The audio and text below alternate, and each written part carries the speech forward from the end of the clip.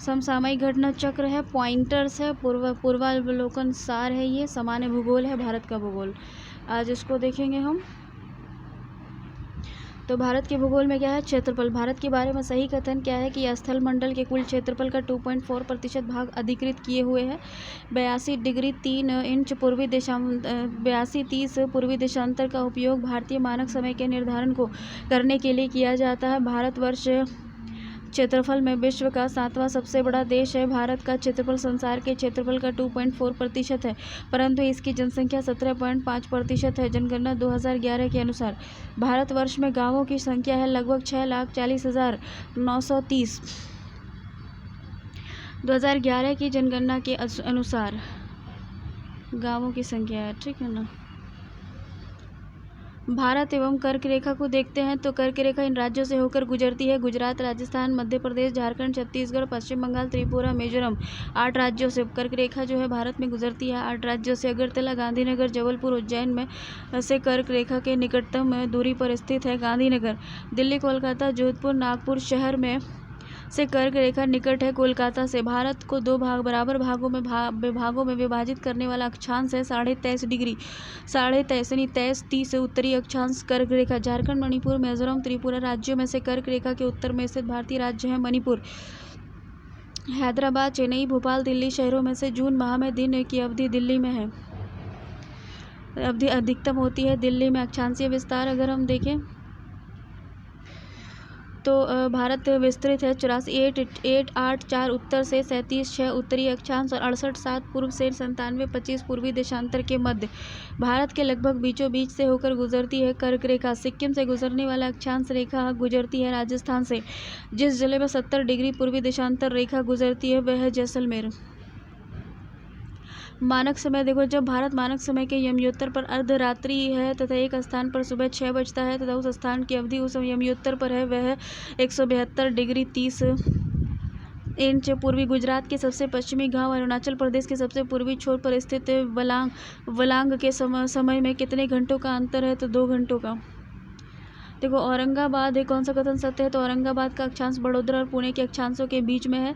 चेन्नई की तुलना में बंगलुरु की अवस्थिति अधिक दक्षिणवर्ती है। रीवा, सागर, उज्जैन और होशंगाबाद शहरों में से भारतीय मानक समय के देशांतर के निकट मशहूर है रीवा।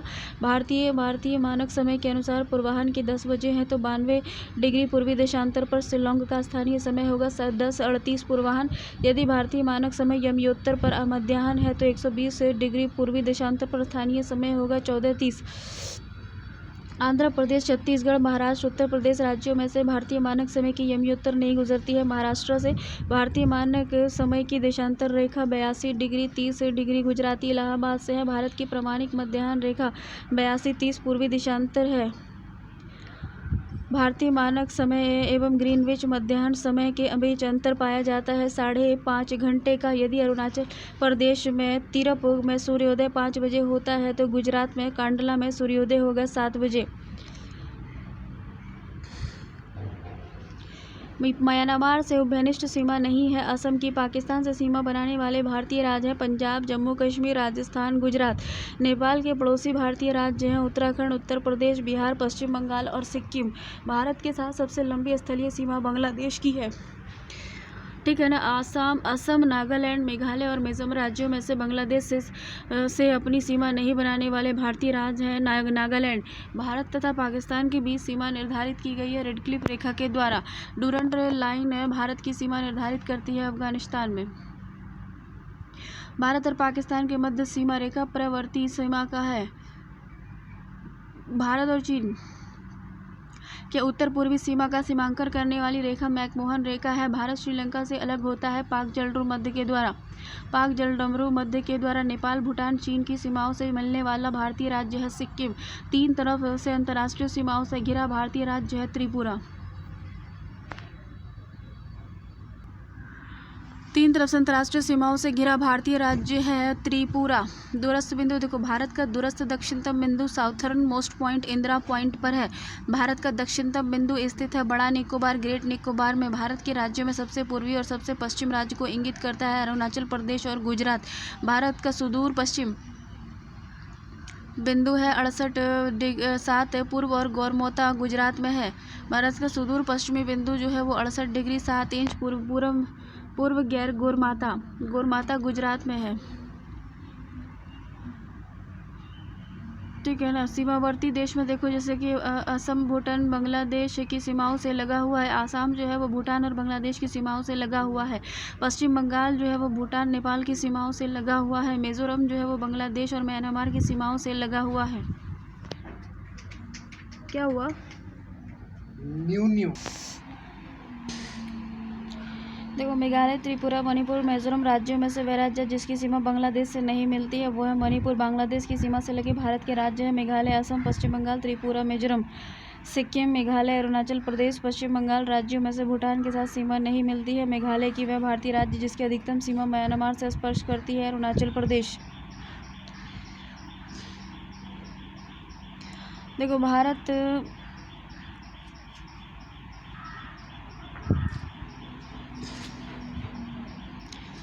भारत के प्राकृतिक प्रदेश कौन कौन से हैं? तो भारत से उपबद्ध पूरा चुंबकीय परिणामों में से संकेत मिलते हैं कि भूतकाल में भारतीय स्थल पिंड सरका है। उत्तर की ओर भारतीय उपमहाद्वीप मूलतः एक विशाल भूखंड का भाग था जिसे कहते हैं गोंडवाना लैंड।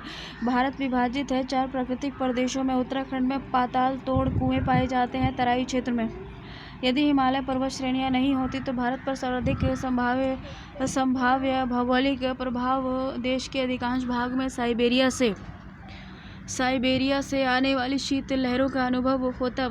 सिंधु गंगा मैदान इतनी विस्तृत जलोढ़ मुद्रा से वंचित होता। मानसून का प्रतिरूप वर्तमान प्रतिरूप से भिन्न होता है। भारत में भू आकारों की रचना के संबंध में सही है। संरचनात्मक दृष्टि से मेघालय पठार दक्कन पठार का ही विस्तारित भाग है। कश्मीर घाटी की रचना एक समभिन्नति में हुई। गंगा मैदान की रचना एक आगृत में हुई है। भारत में पश्चिमी समुद्र तट का निर्माण हुआ है भूमि के उत्थान और निर्गमन के कारण। दक्कन ट्रैप है क्रिटेशियन, आदि न्यूतन, पश्चिमी घाट, उत्तर नूतन, अरावली, प्री कैम्ब्रियन, नर्मदा तापी, अत्यंत नूतन जलोढ़ निक्षेप। केरल का कुट्टानाड और कुट्टानाडु प्रसिद्ध है भारत के निम्नतम ऊंचाई वाले क्षेत्र के रूप में। इस केरल का घना धान का कटोरा कहा जाता है। इसे FAO के द्वारा बनाने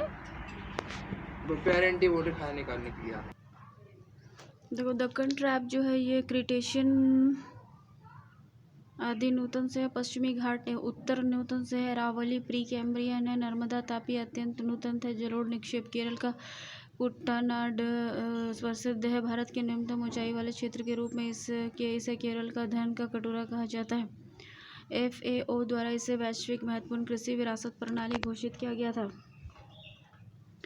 उत्तर का पर्वतीय प्रदेश देखो हिमालय से निकलने वाली सभी नदियां सतत वाहिनी है। हिमालय अपनी वर्षा का अधिकांश दक्षिण पश्चिम मानसून से प्राप्त करता है। ठीक है। हिमालय से निकलने वाली नदियां सतत वाहिनी है। हिमालय के उद्गम स्रोत हिमनियों से में स्थित है। हिमालय नदियों का उद्गम स्रोत हिमानियों में स्थित है। तो हिमालय की रचना समानांतर वलय श्रेणियों से हुई है जिसमें से प्राचीनतम श्रेणी बृहत हिमालय श्रेणी है। उत्तर भारत में उप हिमालय क्षेत्र के सहारे फैले समतल मैदान को कहा जाता है भावर। हिमालय का पर्वतपदीय प्रदेश शिवालिक है। शिवालिक की पहाड़ियाँ हिस्सा है हिमालय का। शिवालिक श्रेणी का निर्माण हुआ है सेनोजोइक प्लायोसीन युग में। शिवालिक श्रेणियों की ऊंचाई है 8,850 से 1,200 मीटर के मध्य। शिवालिक शैल समूह के दक्षिण में भावर क्षेत्र उदाहरण है गिरिपथ की स्थिति का उत्तराखंड, उत्तर प्रदेश, सिक्किम, हिमाचल प्रदेश में से हिमालय पर्वत श्रेणियां हिस्सा नहीं है। उत्तर प्रदेश का हिमालय के तरुण वलत पर्वत के साक्ष्य कहे जा सकते हैं। हरे खड्डे युग घुमाव वाली नदी मार्ग समानांतर पर्वत श्रेणियां भूसंकलन के तीव्र ढाल और प्रवणता। नीचे दिए हुए जम्मू कश्मीर के मानचित्र की जांच कीजिए। 1, 2, 3, 4 को अंकित कीजिए। काराकोरम लद्दाख, जास्कर और पीर पांजल लघु हिमालय स्थित है। शिवालिक और महान हिमालय के मध्य में पश्चिमी भाग में हिमालय की श्रेणियों को दक्षिण से उत्तर की ओर सही क्रम है। शिवालिक, लघु हिमालयन हिमालय, महान हिमालय सबसे नवीनतम पर्वत श्रेणी है। शिवालिक दक्षिण भारत में नवीनतम चट्टान प्रणाली है। गोंडवाना उच्चवाचक आकृतियों का दक्षिण से उत्तर की ओर बढ़ते हुए सही क्रम है। धौलाधर, जास्कर, लद्दाख और काराकोरम हिमालय में उत्तर दिशा की ओर के क्रम वाली पर्वत श्रेणी है। पीर पंजाल पर्वत श्रेणी, जास्कर पर्वत श्रेणी, लद्दाख पर्वत श्रेणी, काराकोरम पर्वत श्रेणी हिमालय में पूर्व से पश्चिम की ओर पर्वत शिखर का सही क्रम है। कंचनजंगा, एवरेस्ट, अन्नपूर्णा, धौलागिरी पूर्व हिमालय की तुलना में ट्री लाइन का ऊंचाई मान पश्चिमी हिमालय में होता है कम।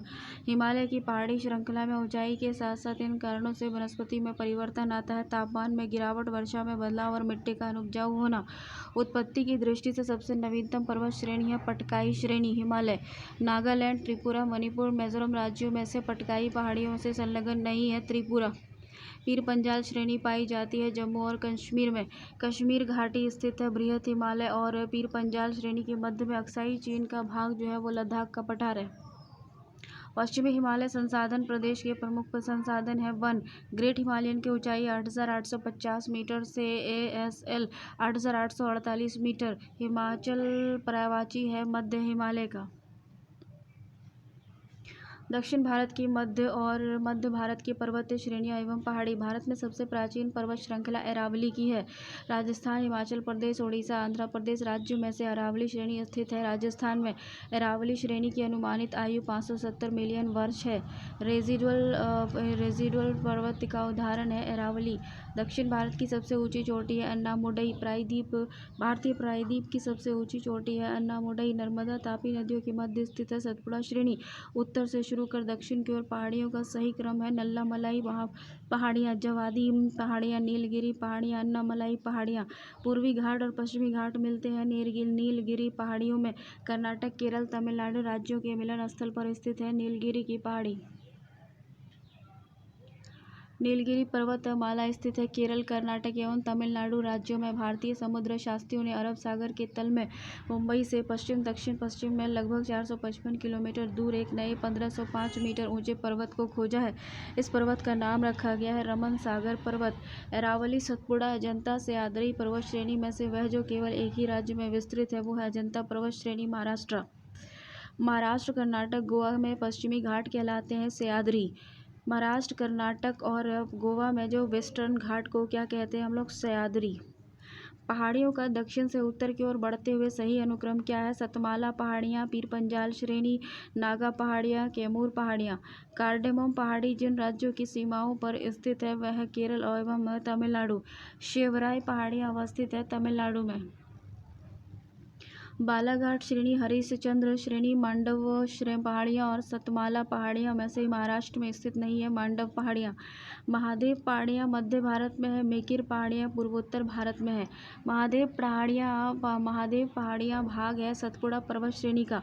धूपगढ़ चोटी स्थित है सतपुड़ा रेंज में। रामगिरी की पहाड़ियाँ भाग है पूर्व घाट और महेंद्र पर्वत का। माउंट एवरेस्ट स्थित है नेपाल में। सबसे ऊंचा पर्वत शिखर माउंट एवरेस्ट है। प्रथम भारतीय नारी जो एवरेस्ट शिखर पर चढ़ने में सफल हुई बचेंद्री पाल। माउंट एवरेस्ट शिखर पर चढ़ने वाली पहली महिला थी जुंको तेबई। 2 बार माउंट एवरेस्ट पर विजय प्राप्त करने वाली पहली पर्वतारोही थी भारतीय वो संतोष यादव थी। एवरेस्ट पर चढ़ने वाली द्वितीय महिला थी संतोष यादव। भारत की सर्वोच्च चोटी है K2 गोडविन ऑस्टिन। हिमालय की ऊंची चोटी कंचनजंगा स्थित है नेपाल और सिक्किम में। नंदा देवी चोटी गढ़वाल हिमालय का भाग है। नंदा देवी शिखर स्थित है उत्तराखंड में। गुरु शिखर पर्वत चोटी अवस्थित है राजस्थान में। अरावली का उच्चतम शिखर है गुरु शिखर। हिमालय की चोटियों का पूर्व से पश्चिम की दिशा की ओर सही क्रम क्या है? जैसे नामचा, बरपा, कंचनजंगा, माउंट एवरेस्ट और नंदा देवी। गोसाई थान, कामेट, नंदा देवी, त्रिशूल पर्वत शिखर में से भारत में अवस्थित पर्वत शिखर नहीं है गोसाई थान। सही सुमेलित कीजिए। माउंट अबू, अरावली पहाड़ियाँ, कोडाई कनाल, पालनी पहाड़ियाँ हो गया, उटक मंड, नीलगिरी पहाड़ियाँ हो गया, शिमला, धौलाधर श्रेणी हो गया। घाटियाँ हो गया जैसे कि कुल्लू घाटी जिन पर्वत श्रेणी के बीच अवस्थित है वे हैं धौलाधर और तथा पीर पंजाल। नेलांग घाटी स्थित है उत्तराखंड राज्य में। घाटी और राज्य: मरखा घाटी जम्मू एंड कश्मीर, जुक्कू घाटी नागालैंड, सांगला घाटी हिमाचल प्रदेश, युथांग घाटी सिक्किम। निम्नलिखित कथन सही है। मौन घाटी साइलेंट वैली राष्ट्रीय वन के निकट पत्थर कवाडू जल विद्युत परियोजना बनाने का प्रस्ताव है। कुंती नदी मौन घाटी के पर्शा प्रचुर वनों में उद्भूत होती है। सेला दर्रा स्थित है अरुणाचल प्रदेश में। सेला दर्रा स्थित है अरुणाचल प्रदेश में। बालघाट स्थित है नीलगिरी अन्नामलाई पहाड़ियों के मध्य में। भोरघाट स्थित है महाराष्ट्र में। लिपुलेख दर्रा स्थित है उत्तराखंड में। लेह जाने का रास्ता जोजिला दर्रा में से है। नाथुला दर्रा स्थित है सिक्किम में। वर्ष 2006 के लगभग मध्य में भारत और चीन के बीच व्यापार बढ़ाने के लिए पुनः खोला गया था नाथुला दर्रा। पहाड़ी दर्रा और राज्य जैसे कि माना दर्रा जो है ये उत्तराखंड में है। जोजिला दर्रा जम्मू कश्मीर में है। बनिहाल दर्रा जम्मू कश्मीर में है। नथुला दर्रा सिक्किम में है। नीति दर्रा जो है उत्तराखंड में है। माना दर्रा वो भी उत्तराखंड में है। पर्वतीय दर्रा है ये। और राज्य बुमला अरुणाचल प्रदेश में है। जेलिप्पा जो है जेलिप्ला सिक्किम में है। मुलिंगला उत्तराखंड में है। शिपकिला जो है ये हिमाचल प्रदेश में है। रोहतंग दर्रा अवस्थित है हिमाचल प्रदेश में। माना दर्रा स्थित है उत्तराखंड में। पर्वतीय दर्रों का पश्चिम से पूरब की ओर क्रम है शिपकिला, लिपुलेख, नाथुला और बोमडिला। हिमरेखा एवं हिमनद: हिमालय में हिम रेखा 4300 से 6000 मीटर के बीच पूर्व में है। सबसे बड़ा हिमनद है सियाचिन। चौराबाड़ी ग्लेशियर स्थित है केदारनाथ मंदिर के उत्तर में। हिमालय के हिमनदों को पिघलने की गति सबसे अधिक है। उत्तराखंड के कुमायूं प्रक्षेत्र में अवस्थित हिमनद है मिलाम हिमनद हो गया। भारत के दक्कन पठार पर बेसाल्ट निर्मित लावा शैलों का निर्माण हुआ है क्रिटेशियन युग में। मेघालय का पठारी भाग है प्रायद्वीपीय खंड का। भारत के अतिरिक्त प्रायद्वीपीय पर्वत निर्मित हुए हैं पैलियोजोइक महाकल्प में। छोटा नागपुर पठार का सर्वाधिक घना बसा जिला धनबाद है। खनन उद्योग का विकास औद्योगिकरण के कारण ही इसका विकास हुआ है धनबाद का। छोटा नागपुर पठार है एक अग्रगंभीर। नीचे दिए गए मानचित्र पर विचार कीजिए। रिफ्ट घाटी क्षेत्र छत्तीसगढ़ मैदान छोटा नागपुर पठार वर्षा छाया क्षेत्र मालवा का पठार छोटा नागपुर का पठार दक्कन का पठार प्रायद्वीप का पठार में से अरावली एवं विंध्य श्रृंखलाओं के मध्य स्थित पठार है मालवा का पठार। अरावली और विंध्याचल श्रृंखलाओं के मध्य स्थित पठार है मालवा का पठार। दंडकारण्य क्षेत्र अवस्थित है छत्तीसगढ़ एवं उड़ीसा के बीच में। दंडकारण्य भारत में स्थित है मध्यवर्ती क्षेत्र में। तटीय भाग देखो। भारत का औसतन समुद्र तल नापा जाता है चेन्नई के तट से। भारत के प्रादेशिक जल क्षेत्र का विस्तार है तट से 12 समुद्री मील तक। भारत की तटरेखा की कुल लंबाई लगभग 750 किलोमीटर है। भारत में सबसे अधिक लंबा समुद्री तट है गुजरात राज्य का। भारत में तटरेखा से लगे राज्य हैं 9। प्राचीन भारतीय ऐतिहासिक भूगोल में रत्नाकर नाम सूचक है हिंद महासागर का। पश्चिमी तट: भारतवर्ष के पश्चिमी तटीय शहरों में कन्नूर, नागरकोइल, जंजीरा, सिंधुदुर्ग। उत्तर से दक्षिण सही क्रम है जंजीरा, कन्नूर, नागरकोइल, सिंधुदुर्ग। आपको यत्र तत्र कुछ अनोखे डेनमार्कवासी मिल जाएंगे, परंतु उसका कारण ये है कि डेनमार्क की चौकी हुआ करती थी ये अनूठा नगर। आपको यत्र तत्र कुछ अनूठे डेनमार्कवासी मिल जाएंगे, परंतु उसका कारण ये है कि डेनमार्क की चौकी हुआ करती थी ये अनूठा नगर। उसका दुर्ग और सुंदर गिरजाघर, नया जेरूशलम और सूनी सड़कें और उजड़ तटाग्र सब मिलकर अद्भुत रत्न बन जाते हैं। और इस उक्ति में वर्णित स्थान है तमिलनाडु तट। नीचे दिए गए मानचित्र को ध्यान से देखिए। ये भारत के तटीय क्षेत्र में ये भाग उद्गीत है। ये अंतर्जलीय उच्चवाचच रेखा है जंजीरा, उडुपी, ओरोविले तूतीकोरिन शहरों में से भारत में पश्चिमी तट में अवस्थित शहर है जंजीरा और उडुपी। देखो जंजीरा, उडुपी, ओरोविल तूतीकोरिन शहरों में से भारत के पश्चिमी तट पर अवस्थित शहर है जंजीरा उडुपी। सागर पुलिन और राज्य: दीघा जो है पश्चिम बंगाल में है। गोपालपुर उड़ीसा में है। कालागुंट गोवा में है। मरीन तमिलनाडु में है। तमिलनाडु व आंध्र प्रदेश के तट का नाम कोरोमंडल तट है। भारत के तटों में कृष्णा डेल्टा, केप कैमोरिन मध्य स्थित है। कोरोमंडल तट केप कैमोरिन नाम से भी जाना जाता है। कन्याकुमारी द्वीप समूह देखो, बंगाल की खाड़ी के द्वीप, अंडमान निकोबार द्वीप समूह का सर्वोच्च शिखर प्रत्याग शिखर है सैंडल पीक, उत्तरी अंडमान में है। अंडमान निकोबार द्वीप समूह स्थित है बंगाल की खाड़ी में। अंडमान निकोबार द्वीप समूहों की संख्या 220 है। 10 डिग्री चैनल जो है ग्रेट अंडमान को निकोबार द्वीप से अलग करता है। 10 अंश मार्ग आपस में पृथक किया जाता है। अंडमान और निकोबार को बैरन द्वीप अवस्थित है बंगाल की खाड़ी में। भारत के पश्चिमी तटीय मैदान के उत्तरी भाग को जिस अन्य नाम से जाना जाता है वे है कोकन तट। भारत के पश्चिमी तटीय मैदान के उत्तरी भाग को किस नाम से जाना जाता है? कोकन तट। भारत का वह द्वीप जिसका उद्गम ज्वालामुखी है बैरन द्वीप। श्रीहरिकोटा द्वीप अवस्थित है पुलिकट के झील के समीप। राम सेतु एडम्स ब्रिज शुरू होता है धनुषकोडी से। अरब सागर के द्वीपों को देखो, लक्षद्वीप स्थित है अरब सागर में। भारत का प्रवाल द्वीप है लक्षद्वीप। लक्षद्वीप टापू अवस्थित है दक्षिण पश्चिम भारत में। द्वीपों का समूह लक्षद्वीप है प्रवाल भित्ति का। लक्षद्वीप में टोटल 36 द्वीप हैं। भटकल, अरनाला, मिनिकॉय और हेनरी द्वीपों में से भारतीय तटरेखा के सुदूरवर्ती द्वीप की श्रेणी में आता है मिनिकॉय द्वीप।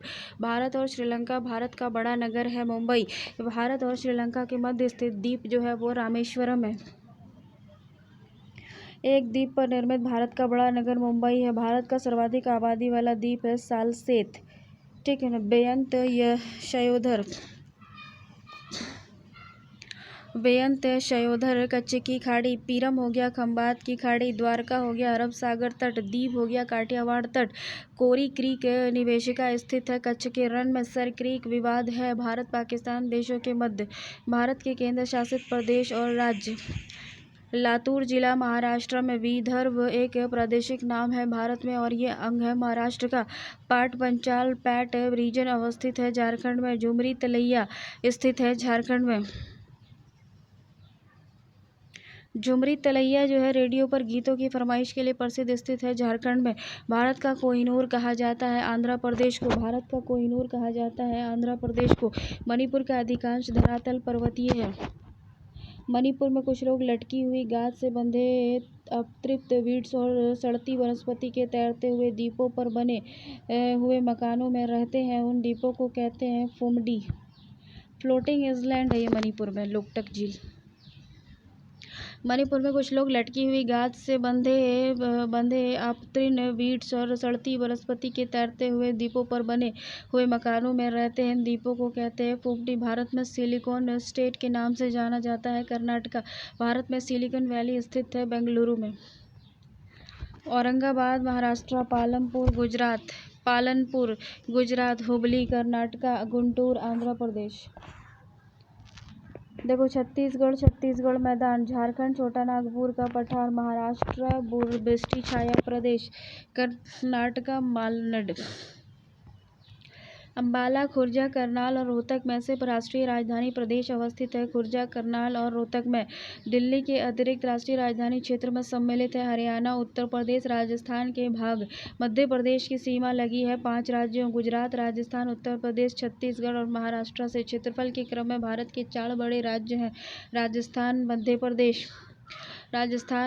प्रदेश, महाराष्ट्र और उत्तर प्रदेश। भारत के समस्त राज्यों में क्षेत्रानुसार उत्तर प्रदेश का स्थान चौथा है।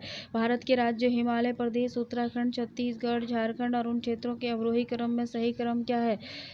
हिमाचल प्रदेश, देखो छत्तीसगढ़ है, झारखंड है, फिर हिमाचल प्रदेश है, छत्तीसगढ़ है, झारखंड है, फिर हिमाचल प्रदेश है, फिर उत्तराखंड है, कर्नाटक, राजस्थान, तमिलनाडु एवं महाराष्ट्र का उनके भौगोलिक क्षेत्र के अनुसार घटता क्रम है। राजस्थान, महाराष्ट्र, कर्नाटक और तमिलनाडु। उत्तर प्रदेश, मध्य प्रदेश, राजस्थान, उत्तराखंड राज्यों में क्षेत्रफल में सबसे छोटा है उत्तराखंड। भारत का लगभग 30% क्षेत्र 3 राज्यों में समाहित है। ये 3 राज्य है राजस्थान, मध्य प्रदेश, महाराष्ट्र। भारत में जनसंख्या के अनुसार तीसरा एवं क्षेत्रफल में 13वां राज्य बिहार है। उत्तर प्रदेश के सीमावर्ती राज्य कौन कौन से हैं? हिमाचल प्रदेश, हरियाणा, राजस्थान, मध्य प्रदेश, छत्तीसगढ़, झारखंड, बिहार, उत्तराखंड, केंद्र शासित प्रदेश दिल्ली। असम घिरा हुआ है 7 राज्यों से। आसाम जो है घिरा हुआ है 7 राज्यों से। महाराष्ट्र, बिहार, उड़ीसा एवं आंध्र प्रदेश में से छत्तीसगढ़ की सीमा उभयनिष्ठ नहीं है। बिहार के साथ दिल्ली, जोधपुर, नागपुर, बेंगलुरु में से मध्य समुद्र तल से ऊंचाई अधिकतम है। बेंगलुरु की राजस्थान में मरुक्षेत्र के लिए सही कथन क्या है? ये विश्व का सबसे घना बसा मरुस्थल है। ये लगभग 10,000 वर्ष पुराना है, जिसका कारण अत्यधिक मानवीय हस्तक्षेप रहा है। यहाँ केवल 40 से 60% क्षेत्र ही कृषि हेतु उपयुक्त है। शुद्ध बोए गए क्षेत्र में वृद्धि के कारण चारागाह क्षेत्र के विस्तार का कुप्रभाव पड़ा है। भारत का एक विशेष राज्य जो युक्त है उन विशेषताओं से यह उसी अक्षांश पर स्थित है जो उत्तरी राजस्थान से होकर जाती है। इसका 80% से अधिक क्षेत्र वन आवरण अंतर्गत है।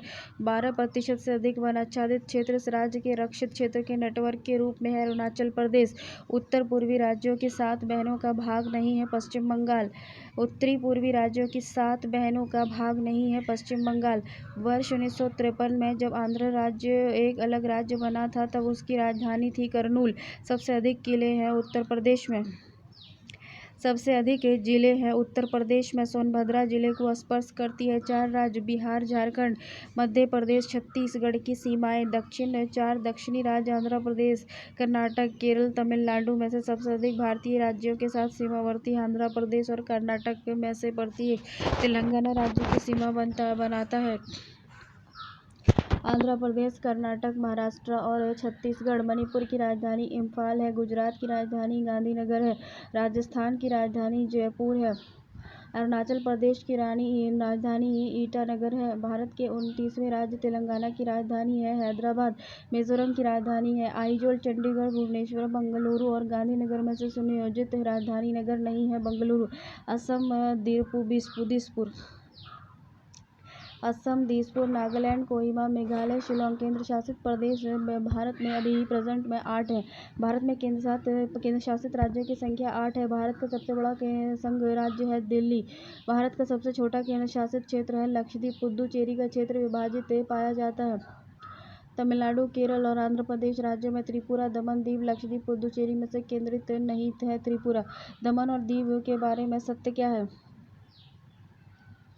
दमन और दीव के बीच खंबात की खाड़ी है। इसकी राजधानी दमन है और दीव है दादर नागर हवेली। दमन दीव को दोनों को एक यूनियन टेरिटरी बना दिया गया है मिला के। सिलवासा राजधानी है दादर नागर हवेली की। भारत में केंद्र शासित प्रदेश जो है वो 8 है। दिल्ली, चंडीगढ़, लक्षद्वीप, दादर नागर हवेली, पुडुचेरी, अंडमान निकोबार द्वीप समूह और लद्दाख। प्रजाति और ये पीले वर्ण के त्रियक नेत्र उठी हुई कपाल स्थित छिटपुट केश और मध्यम ऊंचाई वाले व्यक्ति और जिसका संबंध मंगोलाइट जनों से है। उत्तर पूर्वी भारत के पहाड़ी और जंगली क्षेत्रों में प्रजातीय समूह पाए जाते हैं जिसे मंगोलाइट्स कहते हैं। प्रोटो-एस्ट्रोलाइट प्रजाति से संबंधित भारतीय जनजाति है संथाल। भारत में जो एकमात्र मानव कपि पाया जाता है वो असम और श्वेतभो गिबन राज्य और जिसमें जनजातीय समुदाय की पहचान नहीं की गई है वो है हरियाणा। देखो, जनजाति है मूल राज्य थारू है उत्तराखंड में, भोटिया जो है सिक्किम में है, मुंडा जो है ये झारखंड में है, कोल जो है वो महाराष्ट्र में है। वह जनजाति जो दिवाली को अशोक के त्योहार के रूप में मनाती है थारू है। थारू लोगों का निवास स्थान है उत्तर प्रदेश। जनजाति और राज्य लिम्बू हो गया सिक्किम, कर्बी हो गया असम, डोंगरिया क्रोंद उड़ीसा हो गया, बोंडा हो गया उड़ीसा। अबोर गद्दी लेप्चा थारू जनजाति में से धौलाधर श्रेणी क्षेत्र की प्रमुख जनजाति है। गद्दी लोग निवासी हैं हिमाचल प्रदेश के। संथाली निवासी हैं पूर्वी भारत के, ऋतु प्रवास किया करते हैं। भोटिया बोडो निवासी गारो पहाड़ी के हैं। गारो जनजाति मेघालय, असम, मिजोरम के हैं। खासी और गारो भाषा बोलने वाली जनसंख्या पाई जाती है मेघालय, असम, मिजोरम और राज्यों में। चेंचू लेप्चा डापर जनजाति में से केरल में पाई जाने वाली जनजाति चेंचू है। भारत की सबसे बड़ी जनजाति भील जनजाति है। टोडा एक जनजाति है जो निवास करती है नीलगिरी की पहाड़ियों में। एक जनजाति जो सरहुल त्योहार मनाती है मुंडा। उत्तराखंड में सबसे बड़ी अनुसूचित जनजाति है जौनसारी। मिजोरम में बस्ती स्वरूप मुख्यतः कटक के साथ साथ रैखिक प्रतिरूप का है क्योंकि घाटियां कटकों की अपेक्षा ठंडी है। भोटिया जो है उत्तराखंड उत्तर प्रदेश की जनजाति है। देखो खासी जो है ये मेघालय की है, संथाल जो है वो झारखंड की है, टोडा तमिलनाडु की है, बिहू असम की है, ओनम केरल की है, पोंगल तमिलनाडु की है, वैसाखी पंजाब की है। राज्य देखो, राज्य और राजभाषा गोवा गोवा में कोंकणी बोली जाती है, मेघालय में खासी, सिक्किम में लेप्चा, आगामी नागालैंड, आपातानी अरुणाचल प्रदेश, भोटिया उत्तर प्रदेश, उत्तराखंड, गोंड मध्य प्रदेश। भिल जाति पाई जाती है महाराष्ट्र, गुजरात, राजस्थान एवं मध्य प्रदेश में। बहुपतित्व की प्रथा मानी जाती है। जौनसारी, टोंडा, खस और कोटा, बोटा, तिवान, इरावा और नायर जनजाति में है। भिल राजस्थान में, संथाल झारखंड में, राजी उत्तराखंड में है।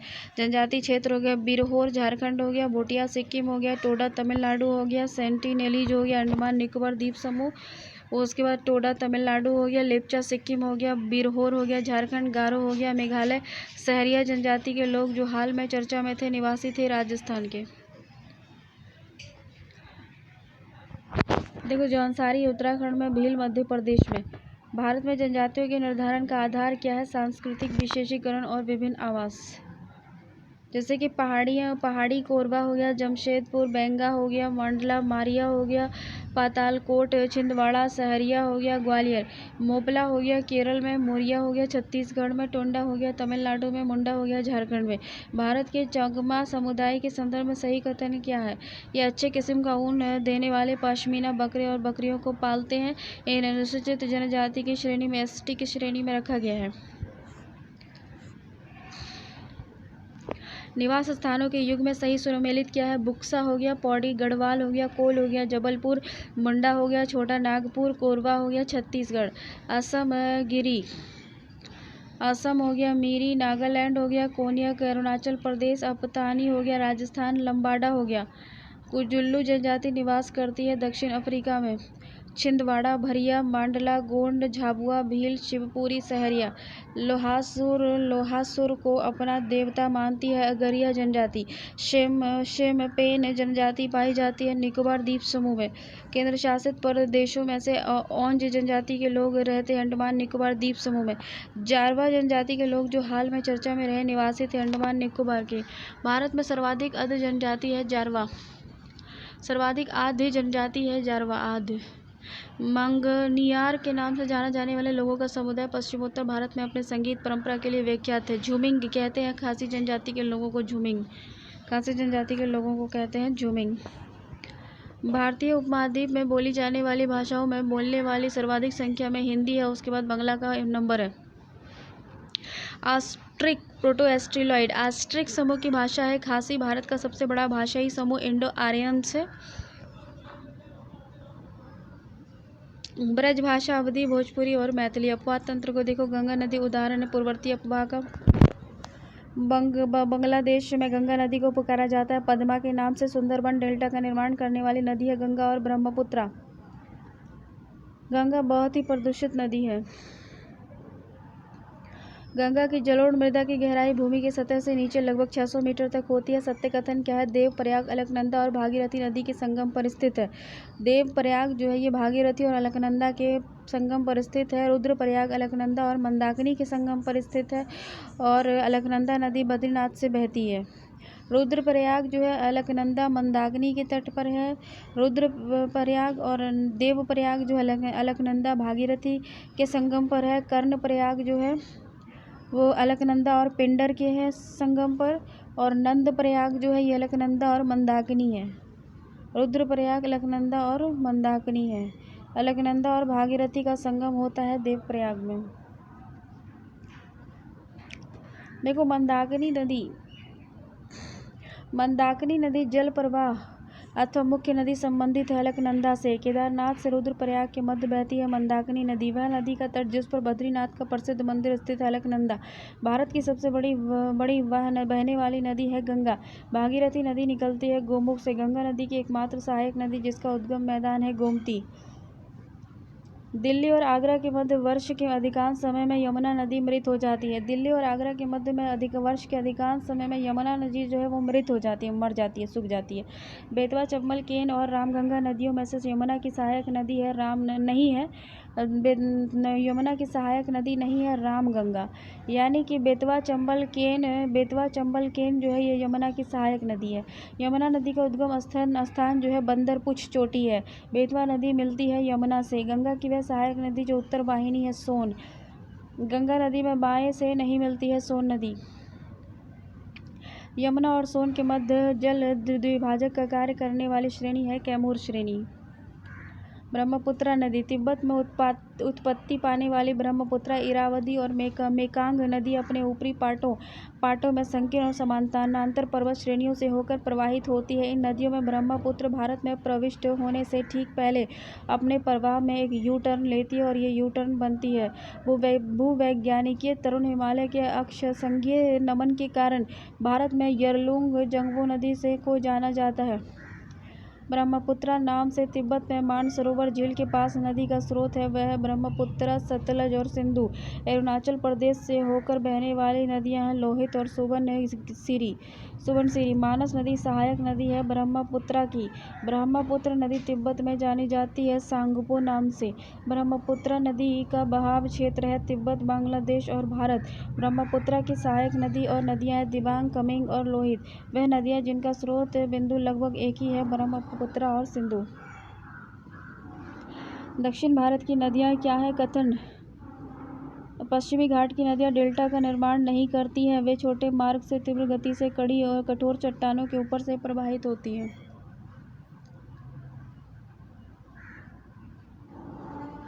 प्रायद्वीपीय भारत की सभी प्रमुख नदियां बंगाल की खाड़ी में गिरती हैं। प्रायद्वीपीय भारत की सभी प्रमुख नदियां बंगाल की खाड़ी में गिरती हैं, परंतु नर्मदा तापी नदी अरब सागर में गिरती है। इसका कारण क्या है? इसका कारण यह है कि नर्मदा और तापी नदियां विभ्रंश घाटी से होकर बहती हैं। नर्मदा नदी पश्चिम की ओर बहती है, जबकि अधिकांश अन्य प्रायद्वीपीय नदियां पूर्व की ओर बहती हैं।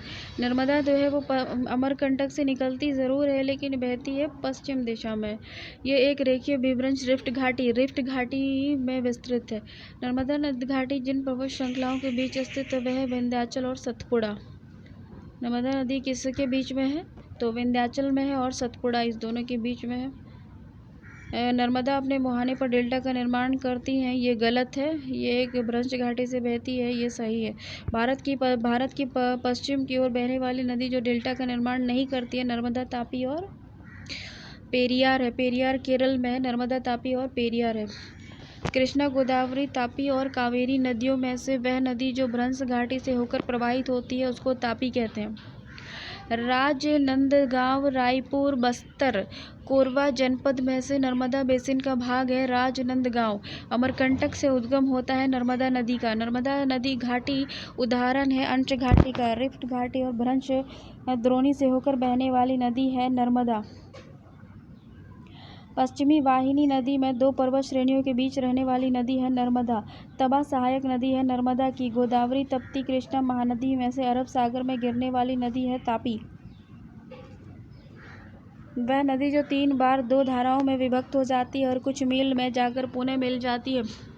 इस प्रकार श्रीरंगपट्टनम, शिवसमुद्रम और श्रीरंगम के द्वीपों का निर्माण करती है। तो कौन है? कावेरी है।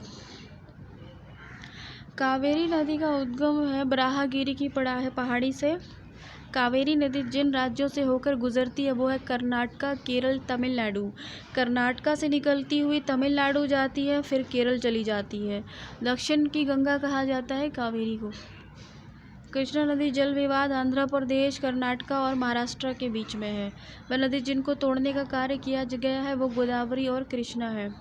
गोदावरी, कावेरी, तप्ती महानदी में से वह नदी जो एस्चुरी बनाती है उसको तापी कहते हैं।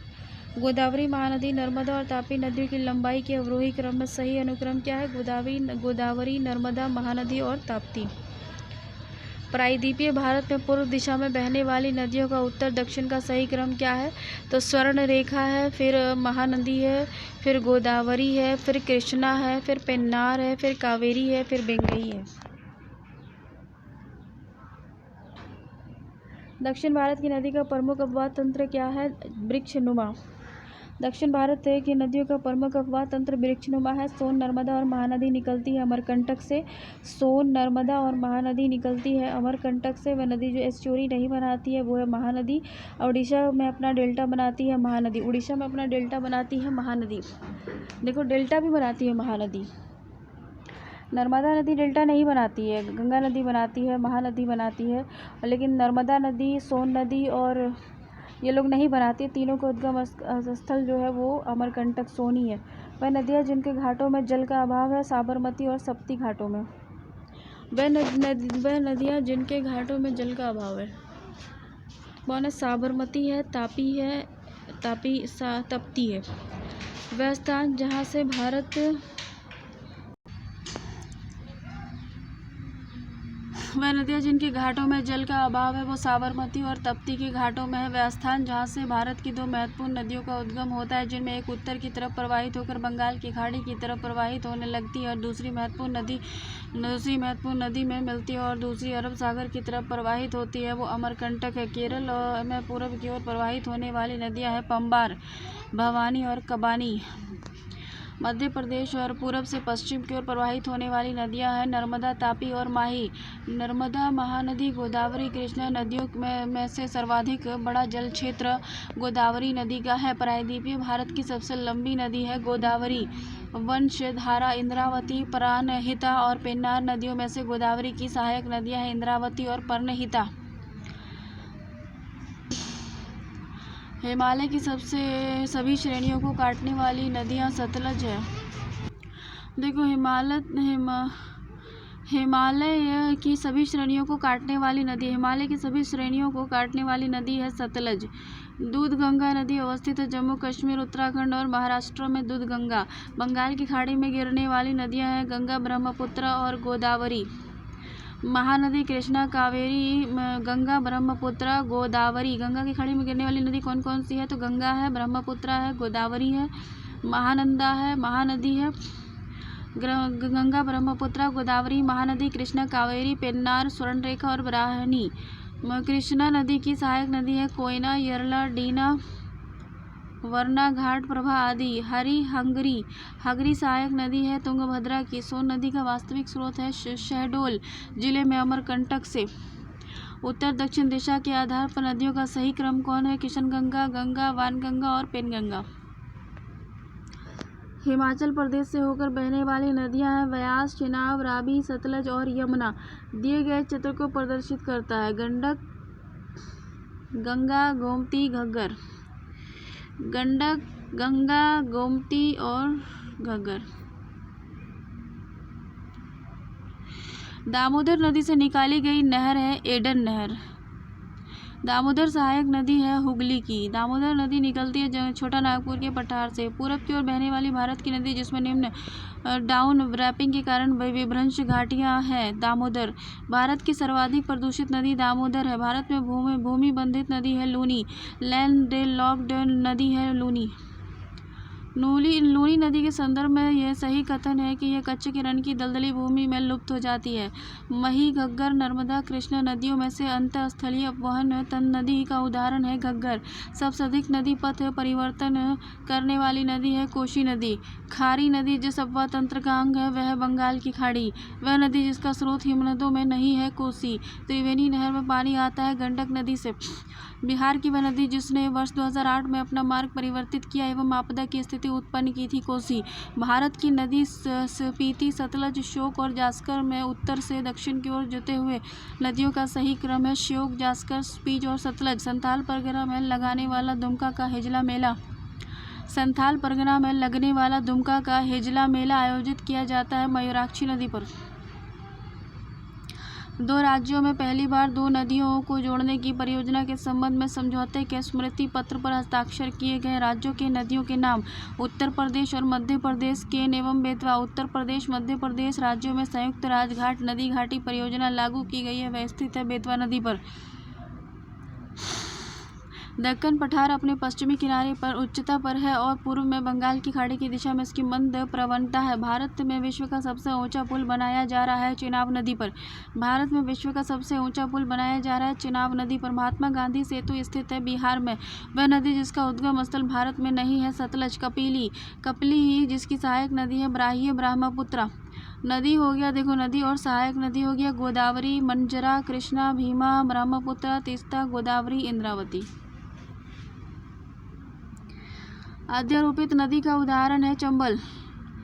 अध्यारोपित नदी का उदाहरण है चंबल। संकोश नदी सीमा बनाती है असम और पश्चिम बंगाल के बीच। वह नदी जो मध्य प्रदेश से निकलती है और खंबात की खाड़ी में गिरती है माही नदी। किशनगंगा एक सहायक नदी है झेलम की। मुंबई में मीठी नदी जिस झील से निकलती है वह है बिहार झील। नदियों के किनारे स्थित नगर कौन कौन से हैं? गंगा नदी के किनारे सबसे बड़ा शहर जो है वो कानपुर है। भागीरथी नदी के किनारे स्थित शहर जो है उत्तर काशी है। लेह अवस्थित है सिंधु नदी के दाएं तट पर। लुधियाना अवस्थित है सतलज नदी के तट पर। हैदराबाद अवस्थित है मूसी नदी के तट पर। भुवनेश्वर अवस्थित है महानदी के तट पर। सम्मिलित कीजिए इसको सूची। नगर और समवर्ती नदी बैतूल है ताप्ती, जगदलपुर, इंद्रावती, जबलपुर, नर्मदा, कटक महानदी के किनारे, नासिक गोदावरी नदी के किनारे, उज्जैन क्षिप्रा नदी के किनारे। गोविंद घाट अवस्थित है अलकनंदा एवं लक्ष्मण गंगा नदी के किनारे। हुंडरू जलप्रपात जो है स्वर्णरेखा नदी पर है। उसके बाद जलप्रपात और नदी कपिल धारा प्रपात नदी नर्मदा पर है। जोग प्रपात शरावती पर है। शिव समुद्रम प्रपात कावेरी पर है। भारत का सबसे बड़ा जलप्रपात जोग प्रपात स्थित है। भारत का सबसे बड़ा जलप्रपात जो है जोग प्रपात स्थित है शरावती नदी पर। भारत का वह जलप्रपात जिसे लोकप्रिय रूप से नियाग्रा जलप्रपात के तौर पर जाना जाता है चित्रकूट प्रपात है। जो भारत के गोवा में स्थित जलप्रपात दूधसागर जलप्रपात है। भेड़ा घाट पर स्थित जलप्रपात धुआंधार है। विश्व जलप्रपात डेटाबेस की वर्तमान स्थिति के अनुसार भारत का सबसे ऊंचा जलप्रपात जो है नोहकाली कई मेघालय है। कांचीपुरम जलप्रपात है। कुंचिकल जलप्रपात की सही ऊंचाई है 455 मीटर। वेम्बनाड झील है केरल में। देखो पेरियार झील 55 किलोमीटर क्षेत्रफल में फैली है जो कि कृत्रिम एक आर्टिफिशियल झील है। चिल्का झील जहाँ स्थित है वह है उत्तरी सरकार तट। चिल्का झील स्थित है ओडिशा में। लोकटक झील अवस्थित है मणिपुर राज्य में। 2 भारतीय राज्यों की साझेदारी वाली झील है पुलिकट। फुलहर झील स्थित है उत्तर प्रदेश की पीलीभीत में। लुनार झील जो है ये महाराष्ट्र में है। नक्की जो है राजस्थान में है। कोलेरू जो है आंध्र प्रदेश में है। डल जो है कश्मीर में है। पुलिकट जो है आंध्र प्रदेश तमिलनाडु सीमा पर है। असम में अवस्थित झील है चपनाला। रहस्यमयी झील कहा जाता है रूपकुंड झीलों को। जम्मू कश्मीर में अवस्थित झील है अंचार झील श्रीनगर। झीलें हैं और अवस्थिति है। अष्टाबोडी केरल हो गया। पुलिकट तमिलनाडु हो गया। रूपकुंड उत्तराखंड हो गया। सूरजकुंड हरियाणा हो गया। बर्फ से ढकी झील घेपन स्थित है हिमाचल प्रदेश में। जलवायु मानसून हो गया। मानसून शब्द की व्युत्पत्ति हुई है अरबी भाषा से। निम्न कथनों पर विचार कीजिए। भारत मूलतः एक मानसूनी देश है। उच्च हिमालय उसे जलवायु संबंधी विशेषता प्रदान करता है। AR दोनों सही है। भारत की जलवायु उष्णकटिबंधीय मानसून की तरह है। भारत का वह राज्य जहाँ मानसून का आगमन सबसे पहले होता है वो केरल है। भारत में ग्रीष्मकालीन मानसून के प्रवाह की सामान्य दिशा है दक्षिण पश्चिम से उत्तर पूर्व। भारतीय उपमहाद्वीप पर ग्रीष्म ऋतु में उच्च ताप और निम्न दाब हिंद महासागर से वायु का ध्रुवाकर्षण करते हैं जिसके कारण प्रवाहित होती है दक्षिणी पश्चिमी मानसून। उपयुक्त जलवायु और एक प्रसंग है भारत के उत्तर पूर्वी क्षेत्र के। भारत का सबसे सूखा स्थान जो है लेह है। भारत को उष्णकटिबंध और उपोष्णकटिबंध में विभाजित करने के आधार पर रूप में मानी गई जनवरी की समताप रेखा है 18 डिग्री सेंटीग्रेड। ऊपर दिए गए मानचित्र के छायांकित क्षेत्र में जुलाई माह के लिए मध्य तापमान परिवर्तित होता है 25 डिग्री से 27 डिग्री सेंटीग्रेड के बीच। भारत में सर्वाधिक दैनिक तापांतर पाया जाता है राजस्थान के मरुस्थलीय क्षेत्र में। तमिलनाडु के मानसून के सामान्य महीने नवंबर दिसंबर भारत मानसूनी मौसमी विस्थापन से इंगित है, जिसका कारण है स्थल और समुद्र का विभेदी तापमान। दोनों कथन सतह दक्षिणी भारत से उत्तरी भारत की ओर मानसून की अवधि घटती है। उत्तरी भारत के मैदानों में वार्षिक दृष्टि की मात्रा पूर्व से पश्चिम की ओर घटती है। अमृतसर एवं शिमला लगभग एक ही अक्षांश पर स्थित है, परंतु उनकी जलवायु में भिन्नता का कारण है उनकी ऊंचाई में भिन्नता।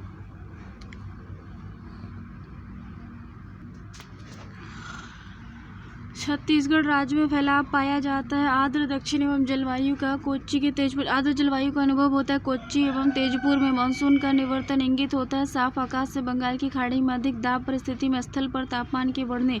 सही कथन है। पूरे वर्ष 30 डिग्री नॉर्थ से 60 डिग्री साउथ अक्षांशों के बीच बहने वाली हवाएं पछुआ हवाएं हैं वेस्टर्नलीज कहलाती हैं। भारत के उत्तर पश्चिम क्षेत्र में शीतकालीन वर्षा लाने वाली आर्द्र वायु संहतियां माइस्ट एयर मैसेज पछुआ हवाओं के भाग हैं। वर्षा हो गया। भारत की सर्वाधिक वर्षा मुख्यतः प्राप्त होती है दक्षिण पश्चिम मानसून से। उत्तर पूर्वी मानसून से सबसे अधिक वर्षा प्राप्त करने वाला राज्य है तमिलनाडु।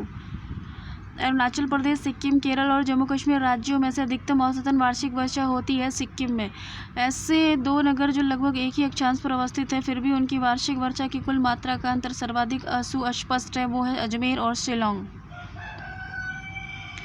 एक मौसम विज्ञान केंद्र का औसतन वार्षिक तापमान 26 डिग्री सेल्सियस है। इसकी औसतन वार्षिक वर्षा 63 सेंटीमीटर है। इससे तापमान का वार्षिक परिसर 9 डिग्री सेल्सियस है।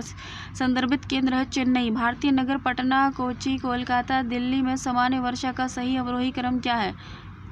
कोच्चि, केरला, पटना, दिल्ली। आम्र वर्षा आम की फसल से भारत में सबसे कम वर्षा वाला स्थान है लेह। दक्षिण पश्चिम मानसून काल में कोलकाता, मंगलोर, चेन्नई एवं दिल्ली में सबसे कम वर्षा होती है।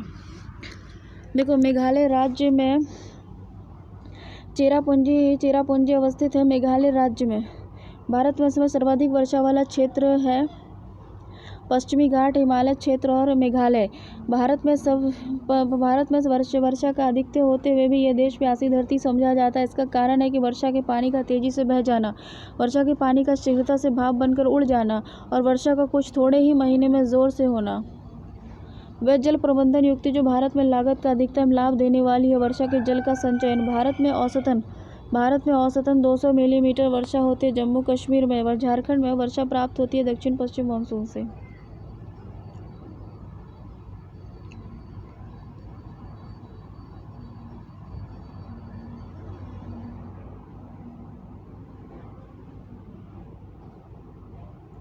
जब पुष्कर भारत में रेखांकित भागों में वार्षिक वर्षा मध्य में कितने तक घटती है, तो ये 100 से 150 सेंटीमीटर तक है। जैसे भारतीय मौसम विज्ञान विभाग की अगर परिभाषा देखी जाए तो इसकी परिभाषा के अनुसार क्या है कि वर्षा का जो दिन होता है वह जब किसी विशेष स्थान पर वर्षा की मात्रा 24 घंटे में 2.5 मिलीमीटर से ऊपर हो। गंगा के मैदान में यदि कोई पश्चिम और उत्तर पश्चिम को चले तो मानसून वर्षा घटती मिलेगी। गंगा के मैदान में जो जो ऊपर से बढ़ता जाएगा आर्द्रतारी मानसून पवन की ऊंची जाती मिलेगी। कोलकाता की अपेक्षा चेन्नई अधिक गर्म है अक्षांश की वजह से। जैसे देखो, हिमालय में हिमपात तुंगता, पश्चिम बंगाल से पंजाब समुद्री से दूरी आते आते वर्षा कम हो जाती है। सतलज गंगा मैदान में शीतकाल में कुछ वर्षा होती है। पश्चिमी दाब भारत में अर्धशुष्क क्षेत्रों में जल ढाल विकास का प्रमाण चिन्ह है। मौसमी नदियों से जल का तटबंधीकरण करके जलाशय के तंत्र की स्थापना। भारत में मरुस्थलीय विकास योजना अब क्रियान्वित है 40 जिलों में 7 राज्यों में। भारत में अंतर्देशीय जल मार्गों का पर्याप्त विकास नहीं हुआ है। भारत के अधिकतर भागों में वर्षा साल के 4 महीने में होती है। शीतकालीन वर्षा हो गया। भारत के उत्तरी मैदान में शीत ऋतु में वर्षा होती है। पश्चिम विक्षोभों में भारत में शरदकालीन वर्षा के क्षेत्र हैं पंजाब और तमिलनाडु। तमिलनाडु के शरदकालीन वर्षा अधिकांशतः जिन कारणों से होती है वह है उत्तरी पूर्वी मानसून। भारत के उत्तरी मैदान में जाड़े में कुछ वर्षा हो जाती है और जाड़े में उत्तर पूर्वी मानसून सक्रिय होता है। वह राज्य जिसमें जाड़े के मौसम में बारिश मिलती है वह है तमिलनाडु। ये स्थितियाँ शीत ऋतु में तब बनती है जब वायुमंडलीय दाब उच्च होता है और वायुमंडल ताप निम्न होता है। प्राकृतिक आपदाएं हैं। 2004 की सुनामी द्वारा भारत के तटों में से सर्वाधिक दुष्प्रभावित हुआ है कोरोमंडल तट। हुदहुद चक्रवात से भारत का जो तटीय क्षेत्र प्रभावित हुआ है वह था आंध्र प्रदेश तट। भारत में सुनामी वार्निंग सेंटर अवस्थित है हैदराबाद में। भारतीय मौसम विज्ञान विभाग स्थापित है नई दिल्ली में। देखो, बाढ़ उत्तर प्रदेश तथा बिहार के मैदान में ज़्यादा आता है। प्राकृतिक आपदाएं और प्रदेश किस प्रदेश में ज़्यादा आता है? तो बाढ़ उत्तर प्रदेश और बिहार के मैदान में, भूकंप हिमालय और गिरिपाद क्षेत्र में, सूखा जो है मध्य पूर्वी भारत में, चक्रवात जो है झारखंड और उत्तरी उड़ीसा में। हिमालय में भूसंकलन की आवृत्ति में वृद्धि हुई है और हाल के वर्षों में हिमालय में बड़े पैमाने पर खनन कार्य हुआ है। बंगाल की खाड़ी के तटवर्ती क्षेत्रों में चक्रवात अधिक आते हैं, बंगाल की खाड़ी में अधिक गर्मी के कारण। पश्चिमी तट की तुलना में पूर्वी तट चक्रवातों द्वारा अधिक प्रभावित है, ठीक है ना। भारत का पूर्वी तट उत्तर पूर्वी व्यापारिक हवाओं की मेखला में चलता है। महाराष्ट्र के कोयना क्षेत्र के निकट भविष्य में अधिक भूकंप प्रभावित होने की संभावना है। कोयना बांध एक पुराने भ्रंश तल पर अवस्थित है जो कोयना जलाशय में जल स्तर के परिवर्तन के साथ अधिक सक्रिय हो सकता है। आंध्र प्रदेश, उड़ीसा, बिहार, गुजरात राज्यों में से सर्वाधिक प्राकृतिक आपदाएं आती है उड़ीसा में। देश की पहले आपदा प्रबंधन प्रशिक्षण संस्थान की स्थापना कहाँ की जा रही है? वह है लातूर, महाराष्ट्र। वह क्षेत्र जो उच्च तीव्रता की भूकंपीय मेखला में नहीं आता, कर्नाटक का पठार। भारत को जिन भूकंपीय जोखिमों में अंचलों में विभाजित किया गया है वह है 4। भुज जो है 5वें जोन में है, हैदराबाद जो है दूसरे जोन में है, श्रीनगर 5वें जोन में है, चेन्नई दूसरे जोन में। पिछले 2 दशकों में उत्तर भारतीय मैदान में बाढ़ की बारंबारता फ्रीक्वेंसी ऑफ फ्लड बढ़ गई है। गाद के निक्षेपण के कारण नदी घाटियों की गहराई कम हो गई है। भारत का सबसे अधिक बाढ़ग्रस्त राज्य बिहार है। उत्तर प्रदेश का सर्वाधिक बाढ़ प्रभावित क्षेत्र पूर्वी क्षेत्र है। देखो, वह मिट्टी जो बेसाल्ट लावा के अपक्षय के कारण निर्मित होती है उसको रेंगुर मिट्टी कहते हैं। रेंगुर का नाम है काली मिट्टी का। रेंगुर मिट्टी का विस्तार सबसे ज़्यादा महाराष्ट्र में है। दक्षिण ट्रैप की रेंगुर मिट्टियाँ काली होती हैं। काली मिट्टी कपास की खेती के लिए उपयुक्त होती है, ठीक है। कपास की खेती के लिए सर्वाधिक उपयुक्त मिट्टी रेंगुर मिट्टी है। काली मिट्टी कपास की कृषि के लिए उपयुक्त है। असवतः कृषि मिट्टी कहा जाता है कपास की काली मिट्टी को। लावा मिट्टी पाई जाती है मालाबार पठार में। मालाबार पठार की प्रमुख मिट्टी है काली मिट्टी। वह मृदा जिसे सिंचाई की कम आवश्यकता होती है क्योंकि वह नमी रोक कर रखती है। काली मिट्टी। लैटराइट मिट्टी। भारत की लैटराइट मिट्टियों के बारे में सही कथन क्या है? वे साधारणतः लाल रंग की होती है। इन मिट्टियों में टेपियोका और काजू की अच्छी उपज होती है। कथन पश्चिम बंगाल की तुलना में आंध्र प्रदेश में शुद्ध रोपित क्षेत्र की उसके क्षेत्रफल में प्रतिशतता कम है। अधिकांश आंध्र प्रदेश की मिट्टी मखरला लैटेराइट प्रकार की है। लेटराइट की मिट्टी मिलती है महाराष्ट्र में। लेटराइट मिट्टी का प्राधान्य है मालाबार तटीय प्रदेश। लेटराइट मिट्टियों के लिए सही कथन है उन्हें चूना पत्थर मात्रा में नहीं पाया जाता। वह मृदा प्रारूप जो लोहे का अतिरेक होने के कारण अनुर्वरा हो जाती है, लेटराइट है। दोमट और जलोढ़ मिट्टी। भारत में सबसे अधिक उपजाऊ मिट्टी है जलोढ़ मिट्टी। भारत में सबसे बड़ा मिट्टी का मार्ग है कछारी मिट्टी। भारत में सबसे बड़ा मिट्टी का वर्ग जो है वो कछारी मिट्टी है। वह सबसे अधिक उपजाऊ मिट्टी जलोढ़ मिट्टी है। गंगा के मैदान की पुरानी कछारी मिट्टी को बांगर मिट्टी कहते हैं। वह मृदा जिसकी जल धारण क्षमता सबसे कम होती है बलुई दोमट मिट्टी होती है। लोम मिट्टी में मिलते हैं मिट्टी के सभी प्रकार के कण।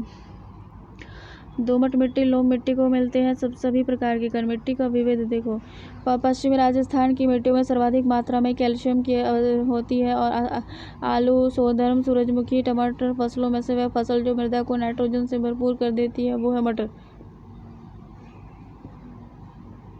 भूमि की उर्वरता बढ़ाने के लिए जो फसल उगाई जाती है वह है उड़द।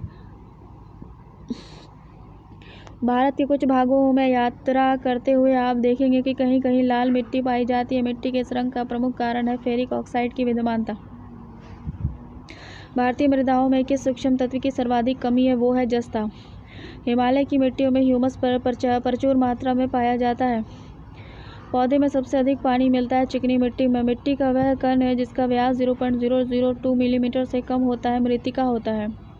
अम्लीय एवं क्षारीय मिट्टी क्या है? सामान्यतः फसलें उगाने के लिए उर्वरक भूमि का पीएच मान होने की संभावना है 6 से 7। तेजाबी मिट्टी को कृषि योग्य बनाने हेतु उपयोग किया जा सकता है लाइम का। मिट्टी में खारापन एवं क्षारीयता की समस्या का समाधान, खेतों में जिप्सम का उपयोग। भारत में सर्वाधिक क्षारीय क्षेत्र पाया जाता है उत्तर प्रदेश राज्य में। भारत में लवणीय मिट्टी का सर्वाधिक क्षेत्रफल है गुजरात में। मिट्टी का लवणीभवन मृदा में एकत्रित संचित जल के वाष्पीकृत होने से पीछे छूटे नमक और खनिजों से उत्पन्न होती है। सिंचित भूमि पर लवणीभवन का जो प्रभाव पड़ता है यह कुछ मृदाओं में अपरागमय बना देती है। चाय बागानों के लिए उपयुक्त मिट्टी है अम्लीय। मृदा अपरदन एवं सुधार। भारत में जिस क्षेत्र में मिट्टी अपरदन सॉइल इरोजन की समस्या गंभीर है वे क्षेत्र है शिवालिक पहाड़ियों के पात क्षेत्र और चंबल घाटी। चंबल घाटी में खो और खड्डों के निर्माण का कारण अपरदन है। वह अपरदन प्रारूप है अवनालिका। मृदा अपरदन प्रक्रिया प्रोसेस ऑफ सॉइल इरोजन के सही क्रम है असफाल अपरदन, परत अपरदन, रिल अपरदन और अवनालिका अपरदन। कृषि भूमि में वह पौधा जिसके कारण भूमि का अपरदन अधिकतम तीव्रता से होता है वो है स्वधर्म। फसल चक्र आवश्यक है मृदा की उर्वरा शक्ति में वृद्धि हेतु। मृदा संरक्षण के संदर्भ में पश्चिमी राजस्थान की मिट्टी में सर्वाधिक मात्रा में कैल्शियम पाया जाता है।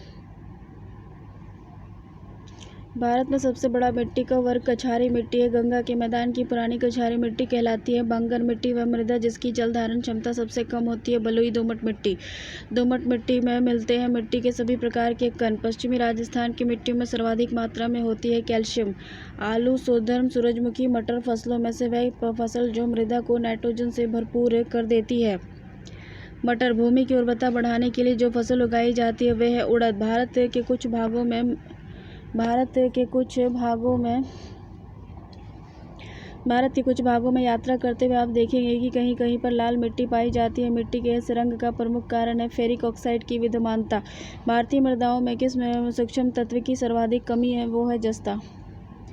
हिमालय की मिट्टियों में ह्यूमस प्रचुर मात्रा में पाया जाता है, गलत है। हिमालय में सर्वाधिक क्षेत्र वन आच्छादित है। पौधे को सबसे अधिक पानी मिलता है चिकनी मिट्टी में। मिट्टी का वैकन जिसका व्यास 0.002 मिलीमीटर से कम होता है मृत्तिका। अम्लीय और क्षारीय मिट्टी क्या है? सामान्यतः फसल उगाने के लिए उर्वरक मिट्टी का पीएच मान होने की संभावना है 6 से 7। तेजाबी मिट्टी को कृषि योग्य बनाने हेतु उपयोग किया जाता है लाइम का। मिट्टी के खारेपन और क्षारीयता की समस्या का समाधान है खेतों में जिप्सम का उपयोग। भारत में सर्वाधिक क्षारीय क्षेत्र पाया जाता है उत्तर प्रदेश राज्य में। भारत में लवणीय मिट्टी का सर्वाधिक क्षेत्रफल है गुजरात में। मिट्टी का लवणीभवन मृदा में एकत्रित सिंचित जल के वाष्पीकृत होने से पीछे छूटे नमक और खनिजों से उत्पन्न होता है। सिंचित भूमि पर लवणीभवन का जो प्रभाव पड़ता है वह यह कुछ मुद्राओं को अपरागमय बना देता है। चाय बगाने के लिए उपयुक्त मिट्टी है अम्लीय। मृदा अपरदन एवं सुधार। भारत में जिस क्षेत्र में मिट्टी अपरदन की समस्या गंभीर है वह क्षेत्र है शिवालिक पहाड़ियों के पात क्षेत्र और चंबल घाटी। चंबल घाटी के खड्डे के निर्माण का कारण अपरदन है। वह अपरदन स्वरूप अवनालिका है।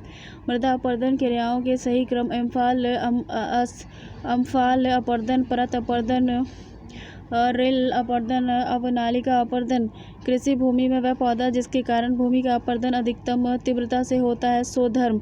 फसल चक्र आवश्यक है मृदा की उर्वरा शक्ति में वृद्धि है तो मृदा संरक्षण के संदर्भ में प्रचलित पद्धति है सस्यावर्तन।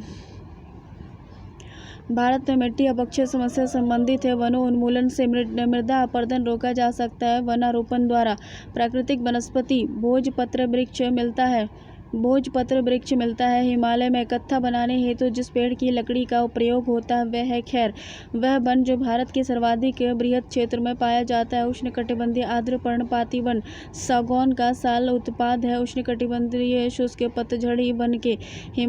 पश्चिमी हिमालय की शीतोष्ण पेटी में एक वृक्ष का बाहुल्य है वह देवदार। वह राज्य जहाँ सिनकोना वृक्ष नहीं उगता है छत्तीसगढ़। जंगल की आग कहा जाता है ब्यूटिया मोनोस्पर्मा को। भारत में सागौन का वन पाया जाता है मध्य प्रदेश में। वह पौधे जिसमें फूल नहीं होते हैं फर्न। पश्चिमी हिमालय में उच्च पर्वतीय वनस्पति 3000 मीटर की ऊंचाई तक ही उपलब्ध होती है जबकि पूर्वी हिमालय में वह 4000 मीटर की ऊंचाई तक उपलब्ध होती है। एक ही पर्वत श्रृंखला में इस विविधता का कारण है पूर्वी हिमालय का भूमध्य रेखा और समुद्र तट से पश्चिमी हिमालय की अपेक्षा अधिक निकट होना। एंटीलोपो एरिक्स और चीरू के बीच अंतर है। एरिक मार्ग और शुष्क क्षेत्रों में रहने के लिए अनुकूलित है, जबकि चीरू ठंडे और उच्च पर्वतीय घास के मैदान और अर्ध मरुस्थलीय क्षेत्रों में रहने के लिए है। नगर भूकंप मंडल क्या है? सागौन मध्य भारत, देवदार हिमालय के उच्च क्षेत्र, सुंदरबन, सिनकोना हिमालय की तराई। सुंदरी का वृक्ष पाया जाता है पश्चिमी बंगाल में। सही सुमेलित उष्णकटिबंधीय आर्द्र पर्णपाती तराई और उष्णकटिबंधीय शुष्क पर्णपाती मध्य। गंगा का मैदान अल्पाइन, अरुणाचल प्रदेश। हिमालय उष्णकटिबंधीय सदाबहार सह्याद्री। लंबी जड़ों और नुकीले कांटों और शूलयुक्त झाड़ियों और लघु वृक्षों वाले आरक्षित अवरुद्ध वन सामान्य रूप से पाए जाते हैं पश्चिमी आंध्र प्रदेश में। वह वृक्ष जो समुद्र तल में सर्वाधिक ऊंचाई पर पाया जाता है देवदार है। वह राज्य जिसके वनों का वर्गीकरण अर्ध शुष्क कटिबंधीय के रूप में किया जाता है मध्य प्रदेश। महोगनी वृक्ष का मूल स्थान है उत्तरी और दक्षिणी अमेरिका के उष्णकटिबंधीय क्षेत्र। सामाजिक वानिकी में प्रयुक्त बहुउद्देशीय वृक्ष का एक उदाहरण है खेजड़ी। लीसा प्राप्त होता है चीड़ के वृक्ष से। कच्छ वनस्पति राज्य हो गया। अंच रत्नागिरी महाराष्ट्र में, कुडापुर कर्नाटक में, पिचवरम तमिलनाडु में, वेम्बनाड केरल में। केरल की कच्छ वनस्पतियां पाई जाती है वेम्बनाड कुन्नूर में। सिंचाई एवं नहरें हो गया। जैसे कि प्रायद्वीपीय भारत में सिंचाई का एक प्रमुख साधन है तालाब। प्रायद्वीपीय क्षेत्र में अधिकांश नदियां मौसमी होती हैं। देखो, प्रायद्वीपीय भारत में सिंचाई का एक प्रमुख साधन है तालाब। प्रायद्वीपीय क्षेत्र की अधिकांश नदियां मौसमी हैं। भारत के संदर्भ में सही कथन क्या है? देश में सिंचाई का प्रमुख स्रोत नलकूप है। भारत में सिंचाई के अंतर्गत सर्वाधिक क्षेत्र वाला राज्य है पंजाब, 98.7% के आसपास। सूक्ष्म सिंचाई की पद्धति के संदर्भ में कथन सही है। मृदा से उर्वरक पोषण हानि कम की जा सकती है। इसमें कुछ कृषि क्षेत्रों में भौम जल स्तर को कम होने पर रोका जा सकता है। जीवन रक्षक अथवा बचाव सिंचाई इंगित करती है PWP सिंचाई। गत 25 वर्षों में नलकूप सिंचाई का सर्वाधिक शानदार विकास हुआ है सरयू पार मैदान में। भारत का वह राज्य जिसमें सर्वाधिक सिंचाई नलकूपों से होती है उत्तर प्रदेश। भारत के राज्यों का सिंचाई के लिए उपलब्ध भूतल जल संसाधन की दृष्टि से अवरोही क्रम में सही अनुक्रमण है उत्तर प्रदेश, महाराष्ट्र, पश्चिम बंगाल और असम। भारत में माला नहर तंत्र गारलैंड कनाल सिस्टम को प्रस्तावित किया था दिनशॉ जे दस्तूर ने। भारत की सिंचाई क्षमता का सर्वाधिक भाग पूरा होता है लघु और बृहद परियोजनाओं से। फरक्का नहर की जल वहन क्षमता 40,000 क्यूसेक है। मंगलम सिंचाई परियोजना केरल में है। सारण सिंचाई नहर निकाली गई है गंडक से। इंदिरा गांधी नहर का उद्गम स्थल हैरिके बैराज है। हैरिके बैराज जिन नदियों के संगम पर है वह नदी है व्यास और सतलज। राजस्थान इंदिरा नहर निकली है सतलज से। इंदिरा गांधी नहर का निर्माण कार्य वर्ष 1958 में प्रारंभ हुआ और इसका उद्गम था सतलज नदी पर हैरिके बांध से। इंदिरा गांधी नहर जल प्राप्त करती है व्यास, रावी और सतलज नदियों से। व्यास नदी के पोंग बांध में जल का उपयोग करती है इंदिरा गांधी नहर परियोजना। भारत में विश्व की सबसे पुरानी व विकसित नहर व्यवस्था है गंग नहर। गंग नहर जो सबसे पुरानी नहरों में से है का निर्माण गंग सिंह जी ने करवाया था 1927 में। शारदा सहायक समादेश विकास परियोजना के मुख्य लक्ष्य हैं कृषि उत्पादन बढ़ाना, बहुफसली खेती द्वारा भूमि उपयोग के प्रारूप को बदलना और भू प्रबंधन का सुधार। निचली गंगा नहर का उद्गम स्थल है नरोरा के गंगा नदी पर। हरियाली एक नई योजना है। जल संग्रह से संबंधित विकास योजना और वृक्षारोपण के लिए एकीकृत जल संभर विकास कार्यक्रम को कार्यान्वित करने के लाभ हैं। मृदा के बह जाने की रोकथाम, वर्षा जल संग्रह, भौम जल स्तर का पुनर्भरण और प्राकृतिक वनस्पतियों का पुनर्जनन। जैसे देखो, सूखा प्रवण क्षेत्र कार्यक्रम, भूमि संसाधन विभाग, मरुस्थल विकास कार्यक्रम, ग्रामीण विकास मंत्रालय, वर्षा पूरित क्षेत्रों हेतु राष्ट्रीय कृषि और सहकारिता विभाग। जल संभर विकास परियोजना। ड्रिप सिंचाई पद्धति के उपयोग के लाभ क्या हैं? खरपतवार में कमी, मृदा अपरदन की कमी। बहुउद्देशीय नदी घाटी परियोजना क्या है? सरदार सरोवर परियोजना से लाभान्वित होने वाले राज्य कौन से हैं? गुजरात, महाराष्ट्र, मध्य प्रदेश और राजस्थान। सरदार सरोवर बांध बनाया जा रहा है नर्मदा नदी पर। सरदार सरोवर से सर्वाधिक लाभ मिलता है गुजरात को। सरदार सरोवर परियोजना के विरोध में मेधा पाटेकर। बरगी, अंकरेश्वर, इंदिरा सागर और बाण सागर बांधों में से वह बांध जो नर्मदा नदी पर नहीं है बाण सागर। इंदिरा सागर बांध स्थित है नर्मदा नदी पर। मध्य प्रदेश का हरसूद कस्बा जलमग्न रहता है इंदिरा सागर जलाशय में।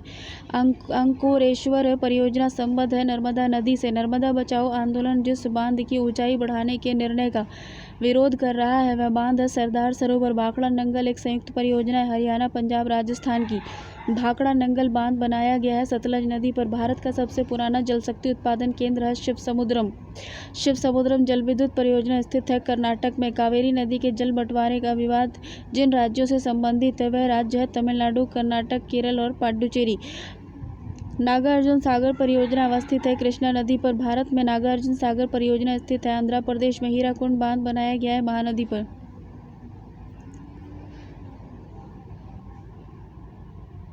वह जलाशय जो चंबल नदी पर बना है राणा प्रताप सागर। चंबल नदी पर निर्मित बांध है गांधी सागर। वह नदी घाटी परियोजना जो एक से अधिक राज्यों को लाभान्वित करती है। चंबल घाटी परियोजना और मयूराक्षी परियोजना। चंबल घाटी परियोजना चंबल घाटी योजना से संबंधित है। गांधी सागर, जवाहर सागर, राणा प्रताप सागर। टिहरी बांध उत्तराखंड में निर्मित किया जा रहा है भागीरथी नदी पर। टिहरी जल विद्युत परियोजना बनाई गई है भागीरथी मिलंगना नदी पर। मैथौन, बेल पहाड़ी और तिलैया बांध बनाए गए हैं बराकर नदी पर। दामोदर घाटी कॉरपोरेशन के विकास के पूर्व दामोदर नदी पश्चिम बंगाल में दुख की नदी मानी जाती है। दामोदर अपने ऊपरी भाग में तीव्रता से प्रवाहित होती है तथा निचले भाग में इसका बहाव बहुत धीमा होता है। दामोदर घाटी निगम की स्थापना हुई थी 1948 में। तबा परियोजना स्थित है नर्मदा नदी पर। हीराकुंड परियोजना उड़ीसा पर। हल्दिया रिफाइनरी पश्चिम बंगाल। तारापुर परमाणु केंद्र महाराष्ट्र। कुद्रेमुख पहाड़ियाँ कर्नाटक। हिमाचल प्रदेश। बांध अब सतलज नदी पर बनाया जा रहा है और इस बांध को बनाने का मुख्य उद्देश्य है भाखड़ा बांध में आने वाली तलछट मिट्टी को रोकना। वह परियोजना जो भारत ने भूटान के सहयोग से बनाई थी चुक्का बांध परियोजना। भाखड़ा सतलज पर है। हीराकुंड महानदी पर है। इदुक्की पेरियार पर है। नागार्जुन सागर कृष्णा पर है। तमिलनाडु, आंध्र प्रदेश तथा कर्नाटक की संयुक्त परियोजना तेलुगु गंगा परियोजना। तेलुगु गंगा परियोजना से पेयजल प्रदान किया जाता है मद्रास को। बहुउद्देशीय नदी घाटी परियोजना को आधुनिक भारत के मंदिर जवाहरलाल नेहरू ने कहा था। देखो नदियों की सूची है और ये बांध की सूची है। जैसे कावेरी नदी पे मेट्टूर बांध है, कृष्णा नदी पर अलमट्टी बांध है, नर्मदा नदी पर सरदार सरोवर बांध है, चंबल नदी पर गांधी सागर बांध है, बेतवा नदी पर माता टीला बांध है, तप्ती काकरा पार है। अलमट्टी बांध स्थित है कृष्णा नदी पर। मेट्टूर तमिलनाडु, मयूराक्षी पश्चिम बंगाल, नागार्जुन सागर आंध्र प्रदेश, हीराकुंड उड़ीसा। बहुउद्देशीय परियोजनाएं नदियां इदुक्की पेरियार, माता टीला, बेतवा, नागार्जुन सागर, कृष्णा, पोचमपाद गोदावरी। शिव समुद्रम कावेरी, नागार्जुन सागर, कृष्णा, जयकवाड़ी गोदावरी, टिहरी भागीरथी।